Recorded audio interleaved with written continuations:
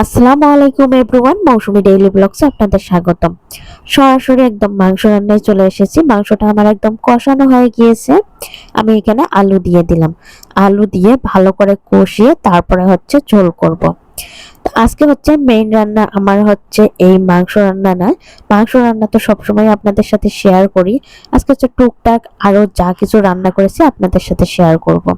এইদিকে পটলগুলো আমি মাখিয়ে রেখেছিলাম, আর এদিকে পটলগুলো আমি ভাজতে দিয়ে দিলাম। তেলটা আমার গরম হয়ে গিয়েছে, ভাজতে দিয়ে দিলাম।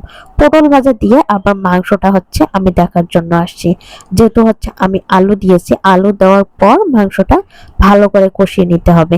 এরই মাঝে মনে হচ্ছিল আর একটু পর মাংসটা লেগে যেত, যদিও লেগে যায়নি। ভালো করে আবার নেড়ে চেড়ে ঢেকে দিয়েছি।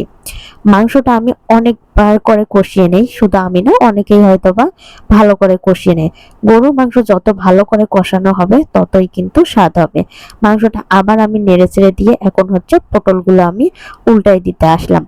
আর পটল ভাজিতে আদা রসুন পেস্ট মাখিয়ে, হলুদ গুঁড়া, মরিচের গুঁড়া, লবণ মাখিয়ে আমি সবসময় এইভাবে ভাজি করি, অনেক ভালো লাগে।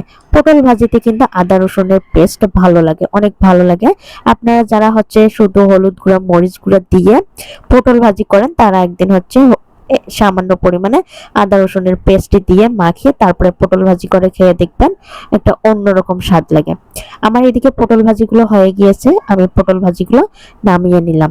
পটল ভাজি আজকে অল্পই করেছি, মানে অল্পই ছিল, বেশি পটল ছিল না, যতটুকু ছিল তাই আর কি ভাজি করে নিয়েছি। আর একদিকে আমি মাছও ভুনা করব, তো মাছগুলো হলুদ লবণ মেখে রেখে দিয়েছিলাম, সেগুলো এখন ভেজে নিচ্ছি। মাছ একদম ভালো করে কড়া ভেজে তারপরে ভুনা করব। অফলাইনে মাছগুলো আমি কড়া ভেজে এক সাইডে রেখে দিয়েছি। এখন পেঁয়াজ কুচি, মরিচ, কাঁচামরিচের ফালি দিয়ে দিয়েছি, দিয়ে ভালো করে আমি এটা ভেজে নিয়ে তারপরে আদা রসুনের পেস্ট, হলুদের গুঁড়া, মরিচের গুঁড়া, সামান্য পরিমাণে জিরার গুঁড়া, সামান্য পরিমাণ না, পরিমাণ মতো জিরা গুঁড়া দিয়েছি, দিয়ে মশলাটা ভালো করে কষিয়ে নিব। যেহেতু সবকিছু গুঁড়া মশলা আছে, বেশিক্ষণ আমি কষাতে পারবো না, তাই এখানে একটু পানি দিয়ে ভালো করে কষিয়ে নেব।